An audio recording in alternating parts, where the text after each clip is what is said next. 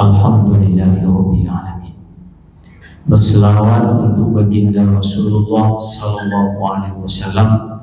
Allahumma shalli ala sayyidina Muhammad wa ala ali sayyidina Muhammad. Bapak-bapak dan ibu-ibu jamaah sholat maghrib yang dimuliakan Allah, saya punya buku Pak, judulnya tidak bisa sampai terbaca satu alat, lebih dari 3.000 judul ya, itu berbagai macam kitab, hanya menggunakan ini yang kecil ini prestis, tapi judul kitabnya disikol lebih daripada 3.000 kitab. Kalau ini isinya lah Pak, judulnya lah payah membacanya kan, baik mengenai tafsir, kitab fikih, kitab tarikh, kitab adab, banyak ya. Jadi ketika tengok judul kitab saja belum awak baca isinya lah Pak, ternyata awak berpikir awak tidak punya ilmu, tidak punya pengetahuan ya, sama sekali Pak. Sehingga awak rasa-rasa ibadah awak lakukan hanya nengok orang lain melakukan, awak lakukan pula. Sehingga seolah-olah orang melakukan itu karena awak tidak tahu, ibu ya jadi salah. Itu masalahnya Pak. Awak beribadah, sholat katakanlah, ketentuannya ada.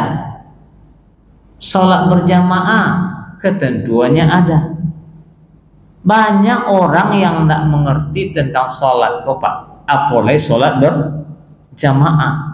Awak selama itu kok tahu itu orang Pak, awak hanya sholat nengok orang sholat. Kalaupun nyo belajar dulu, hanya belajar waktu MDTA, itu kalau sempat di MDTA Pak. Kalau orang kayak model awak ke dulu kan tak ada MDTA, ngaji di surau Pak. Baramula rukun sholat itu, itu yang dibaca di balaguan itu. Bila wak sempat memikirkan, ada nak sempat memperdalam wak nyanyi-nyanyikan, wak lagu-lagukan dulu ketika di surau Pak mengaji. Ambo ingat ketika nenek ambo tu muajan malaikat, sehingga terbawa di ambo ke sekolah. Apa kecilnya kan? Boromula malaikat itu nan wajib wa ketahui ada 10 malaikat. Pertama malaikat Israil, malaikat Jibril, tugasnya menyampaikan wahyu. Dibaca puluh model itu dawat di sekolah Pak. Tekek guru sekolah. Menggolak guru tu. Bade menggolak, awak heran, bade golak guru kan? Kiranya setelah hafal dawat malaikat 10 tu Pak, kelas 3 nak salah, kelas 3 tu lah hafal tu. Ditanyalah dia guru, di mana bacanya kan? Yo nenek, kalau nenek lah pahamnya kan? Itu yang dibaca. Tapi awak nak mengerti, hafal lah Pak, tapi nak mengerti. Rukun sholat hafal 3 boleh tu, tapi yang nonton 7 hafal sampai gini loh Pak. Ya, rukun sembahyang kalau nonton 7 hafal sampai gini lah. Nah, mau awak nak sembahyang, jangankan untuk salat berjamaah. Ya, sembahyang wak seorang-seorangnya boleh wak pertanyakan Pak. Makanya kecek Adi Hidayah itu banyak orang nan sembahyang nan sholat tapi nak ngeroti menuju sholat. Banyak orang yang sholat Pak, tapi dia tidak ngerti dengan sholat. Ya, banyak orang yang nan berjamaah tapi nyo ndak paham dengan berjamaah. Apalagi model gini Pak. Ya, tadi yang mau membaca TikTok Apanya kan? Ini dunia yang sangat merisaukan. Badan merisaukan. Orang lain inyo bisa mengecek, tapi di rumahnya sendiri inyo menjadi silent. Tahu silent apa?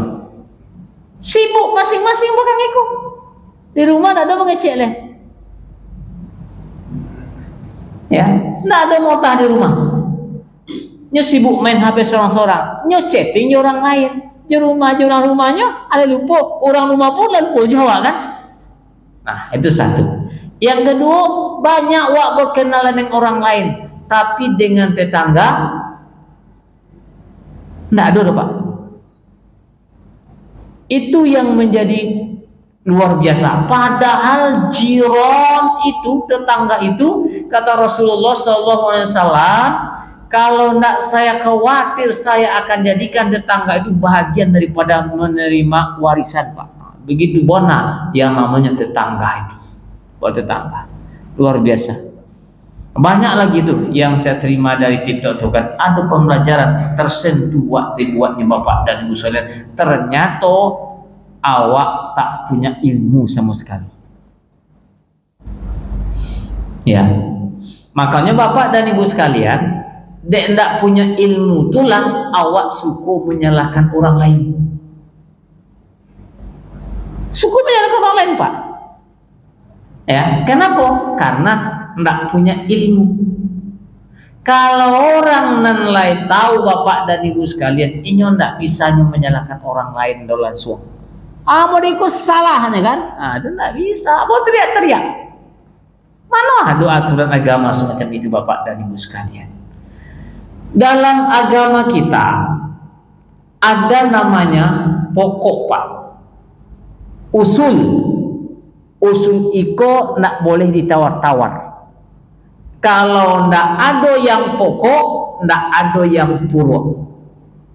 Ya, perintahnya aja 3. Dalam Al-Quran itu, Utslu ma uhiya ilaika minal kitab wa aqimis shalah innas salata. Berarti baca dulu, belajar dulu Pak, baru dirikan sholat. Ayat lain, innal ladzina yaslunal kitaba wa aqamus salata wa anfaqu mimma razaqnahum sirran wa alaniyatan yarjuna tijaratan lan tabura. 3 juz Pak. Apa keceknya? Orang yang belajar membaca kitab, bukan sekedar baca Pak. Ini baca tuh talayat itu baca dengan paham, belajar mamnya. Lalu apa? Wa aqamus shalah, mereka mendirikan salat.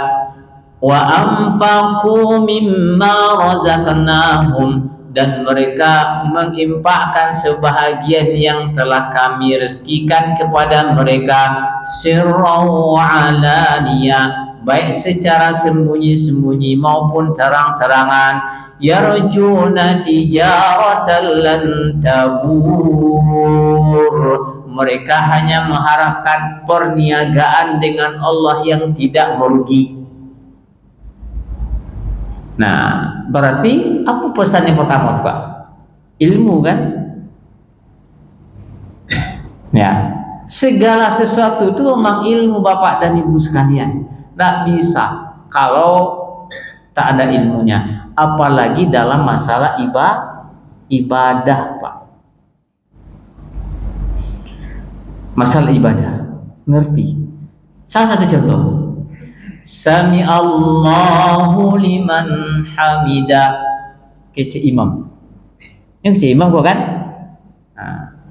Awak baca apa? Apa nak baca? Yang paling banyak ada hadis mengatakan, apabila engkau mendengar imam mengatakan Sami Allahu liman hamidah, maka makmum hanya mengucapkan Rabbana walakal hamd. Hanya itu. Tapi adoleh ke umum hadis yang lain. Tahu itu Pak? Al imamu ju'ila, imam itu dijadikan untuk diikuti. Maka ketika ia mengucapkan sami Allahu liman hamidah, baca pula doa sami Allahu liman hamidah. Dasarnya wak tahu. Yang penting itu. Ya. Jadi kalau ada orang tak baca sami Allahu liman hamidah, kenapa kau tak baca sami Allahu liman hamidah? Jangan disalahkan orang tuh. Ada dasarnya. Kau mengaca sami Allahu liman hamidah bagi yang tak membaca, kenapa kau salahkan dia? Tak boleh juga disalahkan Pak. Dua-duanya ada dasar. Itu yang saya maksud itu ilmu itu Pak. Sehingga tidak gampang wak menyalahkan. Ya, Bapak dan Ibu sekalian yang dimuliakan Allah. Dalam berjamaah itu Bapak dan Ibu sekalian kan sudah sampaikan al-imam ju'ila, imam itu dijadikan untuk diikuti. Iza kabbara imam fakabbaru, apabila imam sudah bertakbir maka takbirlah. Artinya Allahu Akbar, barulah Allahu Akbar. Iza raka'al imam farka'u, apabila imam ruku' maka ruku'. Jangan sama dengan imam, jangan sama dengan imam Pak. Tapi yang namanya makmum di belakang imam, dan imam itu tidak boleh dua. Walaupun ada peristiwa, ini peristiwa Pak ya. Di zaman Nabi itu ketika Nabi sedang sakit Rasulullah, dan ditunjuklah Abu Bakar menjadi imam. Nah, tapi Rasulullah bisa juga datang ke masjid Pak. Maka dia duduk di samping imam. Nah, ini pengecualian Pak. Makanya banyaklah perbedaan pendapat di situ. Ya. Makanya ada yang mengatakan Abu Bakar mundur ke belakang. Abu Bakar mengikuti sholat Nabi dan makmum mengikuti sholat Abu Bakar. Nah, begitu. Ya, itu penghususan Pak ya. Tidak secara umum. Itu pernah terjadi di zaman Rasulullah SAW. Tapi selain daripada itu, maka imam satu Pak, tidak ada imam matahari kembar. Nah, beda dengan Indonesia. Nah, imamnya satu, dijadikan untuk diikuti. Nah, ketika imam sudah di depan Pak, maka yang paling utama adalah orang yang berdiri di belakang imam itu adalah orang yang bisa menggantikan imam kalau seandainya imam bermasalah atau berhalangan. Ya, makanya pernah kejadian tuh di YouTube, di apa itu, ada seorang imam Pak, dia berhalangan apa? Dia tidak bisa melanjutkan bacaannya. Ya, atau di Mekah kemarin kejadian yang sama. Ya, ada seorang imam Masjidil Haram dan dia setelah khutbah dia jadi imam, kemudian agak linglung, ya, sakit dia ketika itu. Maka untunglah imam Masjidil Haram itu cepat minggir Pak, minggir. Kalau tidak bisa lagi jadi imam, minggir. Ya, boleh dia mundur ke belakang karena suara, dan majulah yang satu orang yang bisa menggantikan imam di sini. Makanya tak sembarang orang yang bisa di belakang imam 3 orang Pak. Bagusnya seperti itu. Ya, sehingga kalau imam berhalangan, bisa berhalangannya karena hadas atau bisa berhalangannya karena sesuatu yang lain, seperti dia ketika baca langsung batu, atau suaranya hilang sama sekali. Maka kondisi yang semacam itu tidak memungkinkan dia jadi imam, maka dia mundur, Pak. Itu namanya sakit atau hadas. Makanya biasanya di masjid-masjid itu, Pak, kalau dia berhadas imamnya, makanya pintu ini ada tempat keluarnya imam, sehingga tidak membuat jamaah lain harus berjalan. Tidak berjalan di depan jamaah yang lain. Kenapa? Dilarang, Pak, walaupun imam berjalan di depan orang sholat. Kenapa? Di depan orang sholat itu adalah berjalan setan, Pak. Makanya dibuatlah masjid aturannya untuk tempat keluar. Nah, aturnya semacam itu. Nah, ada beberapa masjid, Pak, setiap saf itu ada tempat keluar. Setiap saf itu ada tempat keluar, tidak satu pintu, Pak. Jadi banyak pintu-pintunya. Jadi kalau seandainya ada berhalangan, masuk keluar, tidak harus ke belakang. Nah, itu ada juga pemikiran semacam itu. Itu adalah teknisnya, Pak, sehingga dengan demikian membuat jamaah nyaman. Nah, tuh ilmunya semacam itu. Ya, berdiri 3 orang sini, siapapun dia boleh menggantikan imam kalau seandainya imamnya berhalangan, uzur karena memang berhadas atau karena dia tidak bisa melanjutkan untuk menjadi imam. Nah, gantikan. Itu yang pertama. Kemudian yang kedua, Bapak dan Ibu sekalian, ketika ada imam yang berhala itu digantikan karena dia berhadas, berarti dia tidak bisa mundur, Pak. Harus ngambil wudhu. Maka posisinya akan kosong. Ya, kan kosong sini nih. Ada yang maju di sini satu, lalu dia kosong. Apa solusinya, Bapak dan Ibu sekalian? Solusinya ada 2. Yang pertama, ya, ini akan kejadian. Boleh yang di belakang maju, yang di belakang maju lagi kalau masih ada safnya, kan kosong itu yang kedua tuh. Yang belakang lagi maju, kosong lagi kan? Nah, pasti akan terjadi seperti itu sampai nanti yang di belakang itu akan merapatkan. Kan banyak ceritanya tuh. Ya.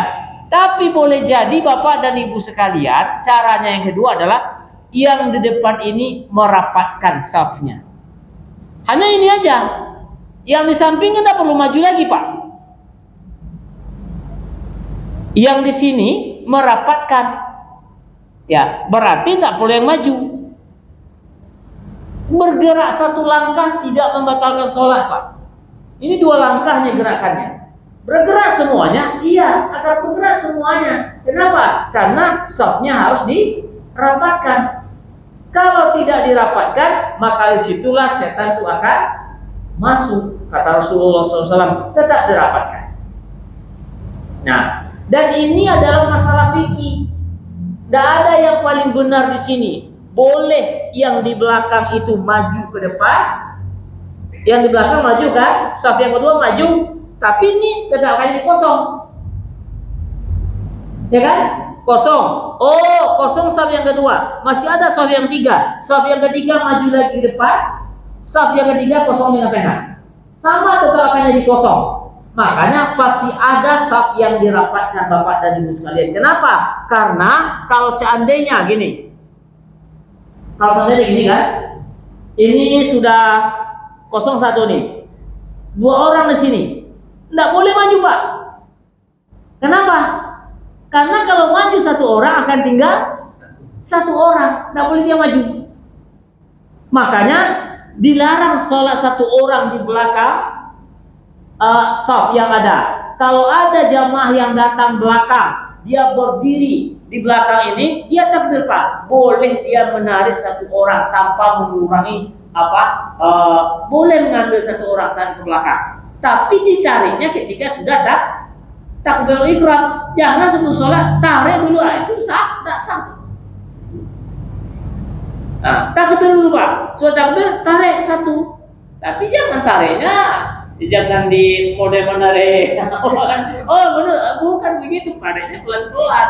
Ya, karena akan terus terjadi seperti itu Bapak dan Ibu sekalian. Maka saya mengatakan yang lebih bagus itu adalah dengan merapatkan saf yang kosong tadi, sehingga tidak perlu maju yang di belakang Pak. Kenapa? Safnya rapat. Nah, itu kan masalah fikih sebenarnya Bapak dan Ibu sekalian. Di masalah ini pasti akan terjadi khilaf, tidak ada yang tidak. Kenapa? Ini namanya furu' dalam beribadahnya, bukan pokok. Yang pokoknya adalah sawu sufufakum, rapatkan dan luruskan shaf. Itu yang paling pokok Bapak dan Ibu sekalian. Ternyata ketika sudah maju satu orang menggantikan imam, ini akan kosong. Nah, paham Bapak? Dan sama juga yang perempuan juga seperti itu. Kalau kosong shafnya rapatkan. Jadi tidak perlu kita saling menyalahkan Pak. Ya, ini harus tahu. Makanya ketika sholat berjamaah itu harus paham kita. Kalau renggang rapat, begitu aja. Ya. Jadi jangan sampai ada kejadian Bapak dan Ibu sekalian, udah atau ada yang batal wudunya, yang lain diam aja. Yang di belakang tidak maju, yang di samping tidak maju, akan repot. Kan susah Pak. Harusnya ada yang batal wudhu, kan bisa kemungkinan itu ada terjadi batal wudhunya. Ketika batal wudhunya pasti dia akan keluar. Maka orang yang di sampingnya tinggal rapatkan. Orang tidak ngerti, ayah dari belakang maju, tapi tetap saf yang paling belakang nanti akan jadi renggang satu orang, tetap dirapatkan. Ya, tapi kalau tahu semuanya Bapak dan Ibu sekalian tidak ada masalah kok. Ya, tahu mengerti. Ketika sudah ada yang kosong, rapatkan langsung. Ke satu langkah Pak. Nah, jangankan satu langkah. Boleh kita di situ ada orang sholat, di sini kita sholat, Bapak gitu kan? Ada orang sholat situ. Kita mengambil orang itu menjadi imam kita. Jalan, tapi bukan jalan lari Pak. Jalan selangkah, 2, berhenti. Jalan lagi, berhenti. Yang tidak boleh itu adalah dia jalan. Ikut batal sholatnya Pak. Kenapa? Karena dia sudah bergerak 3 kali berturut-turut menurut Imam Syafi'i. Batal ya.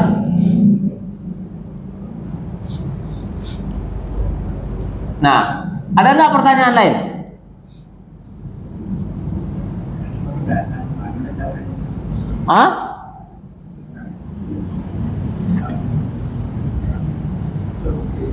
Ini dipahami nggak nih?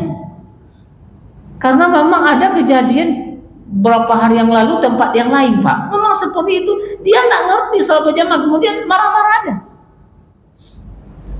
Ya, nggak ngerti sholat berjamaah itu. Bagaimana caranya ketika ada kekosongan? Rapatkan. Kalau nggak dirapatkan, maju yang di depan, yang di belakang. Ya, Pama begini. Allahu Akbar. Ada yang batal samping kita. Oh ini memang sakit kaki, dia tidak bisa bergerak. Apa begitu kan? Ada halangan, dia tidak bisa bergerak. Tentu tidak bisa merapatkan Bapak dan Ibu. Nah semula begitu, yang belakang maju. Berarti ada sesuatu yang menghalangi dia. Ya, kalau memang kita harus berhusnuzon Bapak dan Ibu sekalian. Artinya berbaik bersangka. Mungkin ada sesuatu yang bisa maju. Yo Pak.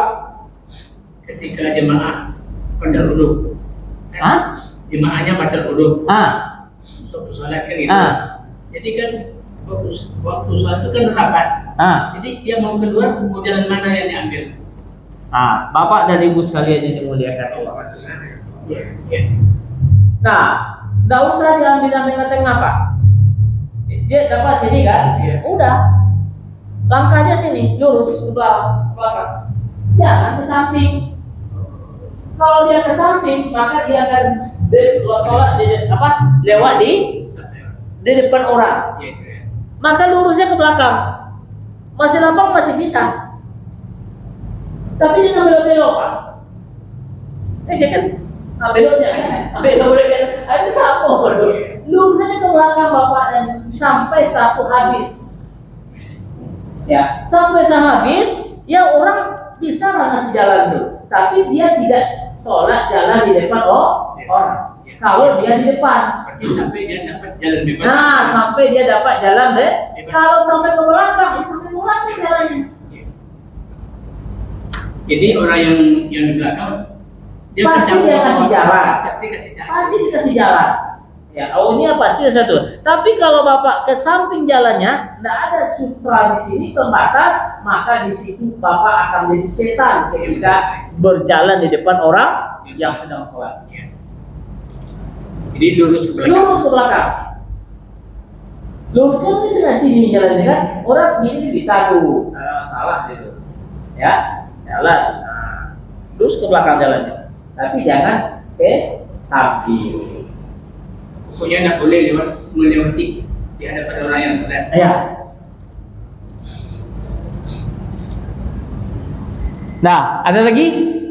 Yo, Pak. Gimana kata Bapak kalau orang yang punya penyakit gitu ya, nah tempat kita atau orang ya, dia yang jadi mengganti, itu dia minus apa namanya itu Pak? Gimana? Itu orang yang mengganti ke depan itu tadi, ya, kalau Bapak tadi kan tidak boleh ya, nggak bisa ya kan? Ya, kalau dia tidak bisa bergerak, memang Itu gitu ya. lintas orang ini Pak. Hah? Itu yang samping itu ganti orang yang depan tadi yang kosong. Artinya kalau siko kosong, boleh yang di belakang maju ke depan. Yang di belakang itu maju ke depan. Itu kosong kan? Ya. Boleh maju yang di belakang ke depan. Tetap yang di paling belakang itu akan jadi kosong kan? Nah, itu yang dirapatkan. Nah, maksud saya gini Pak. Nah, Tadi kan ada kosong kan? nah, Jadi yang pas di depan orang ini, yang kebetulan yang mengganti yang depan ini sakit gitu ya, enggak? Jadi kan? Terus yang bisa menggantikan dia, yang dari samping belakang ini, meminta orang yang ini tadi, yang sakit ini, bisa nggak begitu? gimana? Ini kan? Nah. Ini kosong. Ya. Nah, ini kan baris. Jadi orang sini nggak merapat gitu, Pak. Nah. Jadi orang yang ini yang di depan yang kosong ini, Nah. kebetulan kata bapak tadi yang ada yang sakit gitu kan? Nah. Ya. Terus ada yang samping bapak yang sakit ini mengganti yang kosong tadi Pak. Tentu melintas yang di depan orang sakit tadi. Tinggal maju aja. Ya tapi dia malu Pak juga itu melintas dia ke depan. Kan? Oh, paham.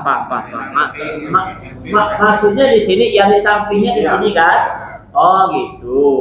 Jadi yang melintasi orang yang sholat gitu kan? Nah, itu memang tidak ada ketentuannya semacam itu, Pak. Bisa melintasi orang sholat itu. Yang saya tahu itu adalah, ya, yang paling utama rapatkan yang di depan yang kosong. Kan akan renggang paling ujung itu. Pasti renggang paling ujung, artinya kosong yang paling ujung. Kalau yang paling ujung itu kosong, nggak ada masalah Pak. Yang penting sapnya sudah rapat. Nah, tapi kalau tidak yang di depan ini yang merapatkan, yang di belakang yang maju, kadang-kadang seperti itu kan. Artinya gini, ini sudah maju ke depan dan di imam, yang di belakang tuh langsung maju, nah, kan bisa kan? Maju yang di belakang tuh kan penuh yang depan, cuma yang kedua kan kosong. Satu yang kedua kosong satu kan. Nah, maju pula yang di belakang satu lagi. Nah, saf yang ketiga kosong satu kan. Nah, berarti kalau yang saf yang ketiga maju pula masih ada saf yang keempat kan? Pasti saf yang keempat kosong satu. Nah, tetap akan dirapatkan saf itu. Nah, kan banyak pekerjaannya nih. Beruntun kan? Dari depan satu, yang kedua, yang ketiga, tetap yang paling belakang tetap merapatkan. Tidak boleh tinggal sendiri di belakang. Jadi sistem merapatkan bisa yang di depan merapatkan. Lebih rancak tuh yang di depan tuh yang merapatkan Pak. Ya. Pasti akan seperti itu dia. Ya, tidak ada yang tidak, pasti seperti itu. Maka agar tidak semuanya nanti bergerak, kan? Yang di depan itu aja lah yang dirapatkan. Walaupun di sananya kosong, itu tidak masalah. Kenapa? Karena yang di depan sudah menjadi rapat. Nah, begitu Pak. Ya. Tapi kalau yang melintasi jamaah yang tadi, saya belum tahu yang kayak gitu. Saya udah buka-buka buku tadi kan. Yang tidak melewati orang yang sedang sholat. Kalau saya ya Bapak bilang tadi Pak. Ya. Ada orang sakit gitu kan. Terus orang yang samping menggantikan di depan gitu. Oh. Ya, yang saya bilang tadi, yang di depan itu yang nggak bisa bergerak karena satu hal yang lain, kan? Bukan yang di belakang tadi. Nah itu yang. Tapi kalau yang di belakang itu saya nak bertemu, boleh apa tidak? Maksudnya gini loh, misalnya ke imamnya batal, ya, pas di belakangnya itu tidak bisa bergerak atau sakit, ya. Makanya dari sampai waktu maju itu kan dia agak melintasi orang yang di depan itu. Itu maksudnya. Oh ya, kalau itu tidak masalah kalau di depan. Dia tidak melintasi Pak. Siapa yang melintasi kalau di depan? Nah, kalau di depan belakang ya, itu kan melintas juga sedikit. Kalau masih kedua, ya, ya, tetap melintas, tetap melintas. Nah itu tidak melintas, tetap melintas kalau dari samping ke tengah itu tetap melintas. Sini kan? Ya. Ini satu, ini satu, 3 orang. Harusnya yang paling berhak adalah Paling belakangnya. yang paling belakangnya. Ya. Nah, yang terus itu kemudian yang paling berhak yang belakangnya. Nah, maju. Kalau dia nak maju, harusnya dia yang maju, yang tengah. Sekarang dia tidak bisa. Ya, makanya kalau dia sakit di situ kan, tiba-tiba sakit ya, katakan semacam itu kan. Ya, maju aja. Ini tidak melintang Pak, pas. Nah, sini bisa sini. Tapi kalau yang ini itu agak repot dia. Yang saf, yang kedua, ketiga, keempat. Tapi yang kalau depan dia bisa gini. Karena begini Pak Ustaz. Begitu dia batal, dia waktu mundur juga melintasi orang semua. Tetap aja melintasi. Kan keadaannya darurat. Jadi gini, dia batal di depannya ada saf belakang. Waktu dia mundur pasti melintasi depan orang sholat semua karena safnya rapat. Ya. Ya kan itu maksudnya tadi ini. Boleh nggak melintasi seperti itu? Jangan salah lagi. Ya. Kalau melintas seperti tadi Pak, turun ke belakang ya, batal ya kan? Nah, dia bukan pas di depan orang sholat, tapi dia hanya di pinggir Pak, di tepi. Ya, kayak gini lah. Saya ke sini Bapak, ke sini, bukan ke depan sini, tapi di sini dia. Nah, ya betul. Ya, bukan di depan orang sholat nih. Sampai terakhir ya. Ya, sampai terakhir. Lalu urusin ke sana. Jangan lu lebih lurus itu. Lurus Pak. Pasti ngasih lah Pak ya orang. Hah? Pasti dikasih. Ya nggak dikasih, awas ini kan kalau nggak mungkin bunuh Pak. Awas ini kan. Aku kecuali Pak busuannya nyoyo nada dia lagi jalan. Awas ini kan lewat situ kan. Aduh busuan teman. Jadi gini lah Pak, kita rasa bicara tempat lain Pak ya. Nah. Beberapa hari yang lalu di sini kejadian Pak. Jadi kebetulan beliau ini, setahu saya pas sholat. Kebetulan beliau ini agas ya. Jadi yang tengah-tengah ini kosong Pak beliau ini. Tapi yang dasar ini nggak maju-maju, nggak menyamping gitu, nggak paham gitu ya. Terus yang lebih tahu kan di sini. Tapi nggak juga maju gitu Pak. Tapi yang sini tahu. Dia nak maju tapi dia segan karena melintas gitu masuk itu Pak. Melintas dari mana? Jadi sampai akhir sholat tetap ini kosong ini. Terputus sholat. Terputus softnya bukan tepi sholat ya. Nah, softnya terputus, bukan sholatnya terputus. Inisiatif kan ya. Awal inisiatif. Iya, makanya aturannya kita sebutkan. Aturannya sama diisi yang kosong gitu kan. Makanya imam tuh ngejen sawu subuh vakum. Luruskan, buat tadi lu rapatkan. Kan begitu ceritanya kan. Tadi ingatkan dari awal, kok kosong diisi. Nah itu aja lah cara mengisinya model yang tadi. Kesadaran. Bukan kesadaran Pak, harus tahu. Aturannya tuh bukan masalah sadar dan tidak sadar. Artinya tahu atau mengerti apa enggak, kan gitu masalahnya Pak. Kalau nggak ngerti dia tetap aja dia semacam itu kan. Dia Kalau kesadaran itu udah sampai gitu. Pokoknya dia harus ngerti beribadah itu punya ilmu. Jadi seperti itu. Jadi yang apa tadi maksud saya? Yang tadi bisa ada yang minta gitu, bisa nggak? Boleh nggak? Apa dah? Yang ngerti tadi bisa ada yang ngambil alih yang mengganti yang kosong? Bisa. Bisa. Itu mintas dia jadi. Hah? Mintas. Maksudnya mintas itu jadi vertikal. Jadi yang mencong gitu. Boleh. Saya pun ketemu semacam itu, Pak. Ya. Saya sudah buka-buka, saya tadi boleh enggak yang semacam ini? Saya enggak ketemu. Ya. Sudah banyak buku saya tadi coba cari kan. Hanya seperti itu yang saya tahu, Pak. Itu masih bilang kan, 3.000 judul ada separuh untuk masalah fikih. Yang Fathul Mu'in yang disebut oleh siapa itu di apa? Saya buka Fathul Mu'in di sini. Nggak ada ketemu saya tuh kalau ada orang yang melintas macam itu. Ya, itu jadi kan kosong gitu. Ya makanya ikut dirapikan lah. Nah, jadi semacam itulah ya. Nah, dirapatkan. Di samping itu bergeser selangkahnya Pak. Nah banyak-banyak, itu enggak sampai berlari, waduh kan. Nah, kalau di yang di belakang maju, itu aja. Tapi tetap saf yang paling belakang itu akan merapatkan juga. Nah, dia tidaknya. Nah, gitulah Bapak dan Ibu sekalian yang dimuliakan Allah. Sebenarnya fikih ibadah sholat itu harus kita tuntaskan, Pak. Ya, lebih banyak di situ sebenarnya persoalan itu. Ya, mudah-mudahan ada manfaatnya untuk kita semuanya. Bil taufiq wal hidayah. Assalamualaikum warahmatullahi wabarakatuh. Waalaikumsalam.